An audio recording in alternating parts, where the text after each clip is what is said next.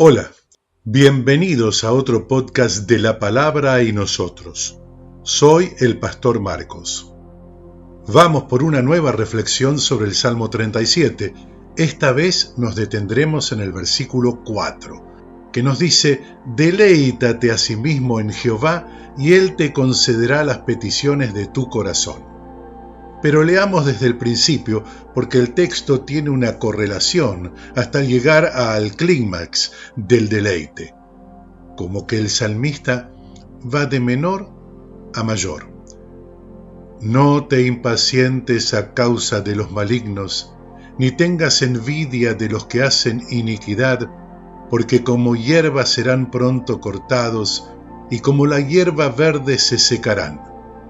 Confía en Jehová y haz el bien, y habitarás en la tierra, y te apacentarás de la verdad.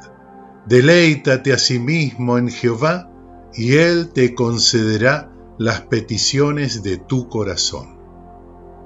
Acepciones de deleite: agradar, complacer, recrear, cautivar, atraer, gustar, embelezar, encantar, fascinar, seducir, adular. Así podríamos decir que te agrades en su palabra, que te recrees, déjate cautivar o déjate atraer, y así hacer un juego de palabras con cada acepción del término deleítate.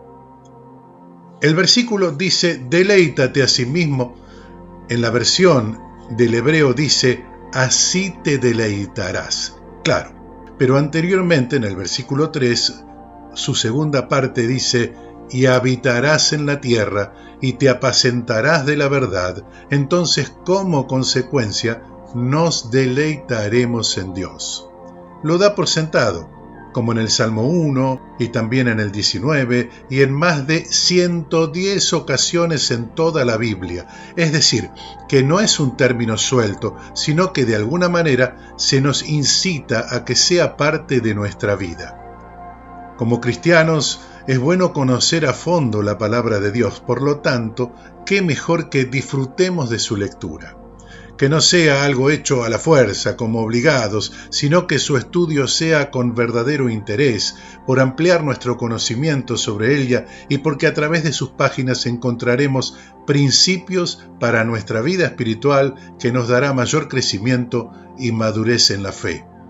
Al respecto, el apóstol Pablo le dice a su discípulo Timoteo: «Toda escritura es inspirada por Dios y útil para enseñar, para reprender, para corregir, para instruir en justicia, a fin de que el hombre de Dios sea perfecto, enteramente instruido para toda buena obra». Segunda Timoteo, capítulo 3, versículos 16 y 17. Por lo cual, cuanto más leemos la palabra, ella produce en nosotros algo más que conocimiento. Nos ayuda con corrección, nos instruye en justicia, pero también en todos los órdenes de la vida. Por eso la lectura no debe ser solo un ejercicio intelectual de leer y memorizar, sino también de sacar de ella toda la instrucción posible para nuestra vida cotidiana. Eso hace a la palabra asombrosa.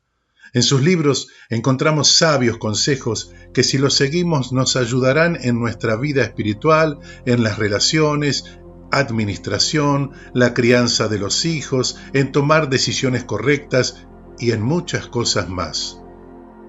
En nuestro trabajo de consejería pastoral, encontré que la Biblia es un compendio del comportamiento humano. Allí están descritas un sinnúmero de conductas y cómo Dios trata con ellas. ¿Cómo llegar a ese estado de deleite? Dijimos antes que era una consecuencia de confiar en Dios, hacer el bien, apacentarnos en la verdad. Para crecer en nuestra confianza en Dios, debemos meternos de lleno en su palabra. Ella expresa su pensamiento. Cuando ponemos por obra su palabra, nuestra confianza crece, nuestra fe se alimenta, y eso nos lleva a más confianza, a saber que su palabra se cumple ante toda circunstancia, ante toda oposición aparente. Es un aprendizaje. Voy a compartir una experiencia. Hace años, como periodista, hacía comentarios sobre discos en algunas revistas.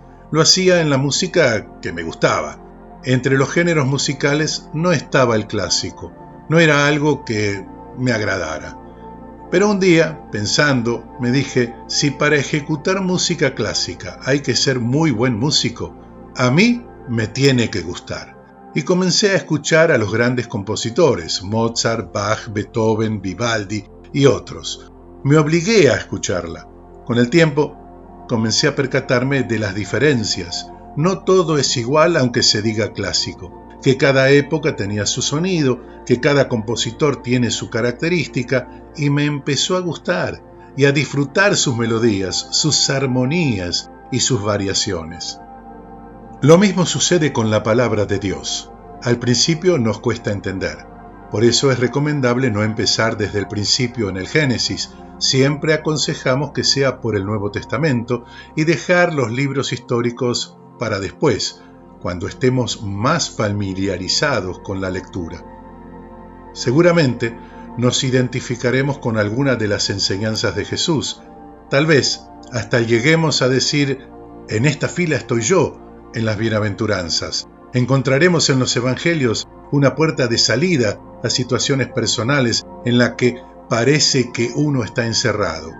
Es que Jesús, con su lenguaje sencillo, apacible, supo llegar a lo más profundo de nuestras almas. ¿Y qué decir de sus parábolas, las que abordaremos en próximos podcasts? No dudo que justamente en sus enseñanzas habremos de comenzar a tener una mayor comprensión del reino y nuestra posición respecto del mundo y el reino de Dios. Bueno, ha sido un poco mi experiencia. Me predicaron primero, siempre doy gracias por cómo me fue predicado el Evangelio, pero justamente en la lectura de las enseñanzas de Jesús afirmé mi decisión de seguir a Cristo. Y fue una decisión que después de muchos años la sostengo como una forma de vida. Seguimos avanzando. En la lectura del Nuevo Testamento, creo que al llegar al libro de los Hechos ya nos sentimos parte de esa iglesia que nace, con dolores de parto, porque no todo es como se predica actualmente. En aquel escenario de persecuciones, algunos creyentes de hoy en día dirían, esto no es para mí, que me persigan, que me encarcelen. Señor, ¿por qué me pasa esto a mí? Mira lo que le pasó a Juan el Bautista. Yo voy a la iglesia para estar mejor, dirán algunos, que solo llegan por los panes y los peces.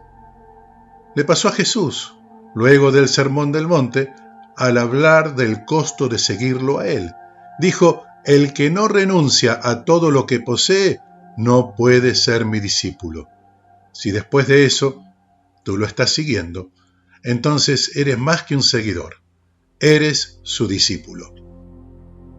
Si lo has entendido de esta manera, entonces ya las cartas de los apóstoles serán para ti un modelo de la vida de los que nos han precedido, y sus consejos serán mandatos a cumplir. Porque las hay para la vida personal y laboral, para la familia, el trato entre esposos, la crianza de los hijos, la relación con nuestros hermanos en Cristo. Eso es lo que llamamos un estilo de vida. De cómo hemos avanzado en el camino, conforme a la palabra que ponemos por obra, habremos de experimentar cambios en nuestra vida, con resultados positivos. Y eso nos lleva precisamente a lo que dice el salmista: te deleitarás en Dios. Uno puede deleitarse cuando lee el Salmo 103. Bendice, alma mía, a Jehová, y no olvides ninguno de sus beneficios. Él es quien perdona todas tus iniquidades, el que sana todas tus dolencias, el que rescata del hoyo tu vida, el que te corona de favores y misericordias. Cuando comprobamos que su palabra se cumple, cuando miramos hacia atrás y recordamos de dónde nos ha sacado Dios, cómo nos ha colmado de favores, aun cuando tomamos decisiones erróneas, Él nos saca de las consecuencias. Se entra en un estado de deleite cuando sabemos bien que Dios no tiene obligaciones para con nosotros, pero aún así recibimos su favor. Deleite significa que me he convertido en un hacedor de la palabra. Deleite significa que no camino conforme a sentimientos. Deleite significa que mi fe ya está afirmada. Deleite significa que he entendido la voluntad de Dios y vivo en ella. Deleite significa que hago del propósito de Dios mi propósito, haciendo propias las palabras del apóstol Pablo: ya no vivo yo, Cristo vive en mí. Allí es cuando se cumple la otra parte del versículo: y Él te concederá las peticiones de tu corazón. Es necesario todo lo anterior para que esta palabra se cumpla en nosotros. Cuando estamos unidos a su propósito, nuestros deseos son los de Él. Entonces las peticiones de nuestro corazón, ya que Él las sabe de antemano, van llegando a nosotros. ¿No te ha pasado que algo te llega y es el mismo Señor que te recuerda: tú oraste por esto? En varias ocasiones Él me ha sorprendido, con respuestas a mis oraciones, puertas que se abren, provisión financiera, que nos hacen sentir que Él se ocupa de nosotros. Gracias por escuchar y hasta la próxima. Si te ha gustado este podcast y crees que esta reflexión es buena para otros, dale like. Eso ayuda a que YouTube lo recomiende. Y también puedes suscribirte y hacer clic en la campanita para recibir las notificaciones cuando subimos nuevo podcast. Déjanos tu email en los comentarios para enviarte un ebook gratis.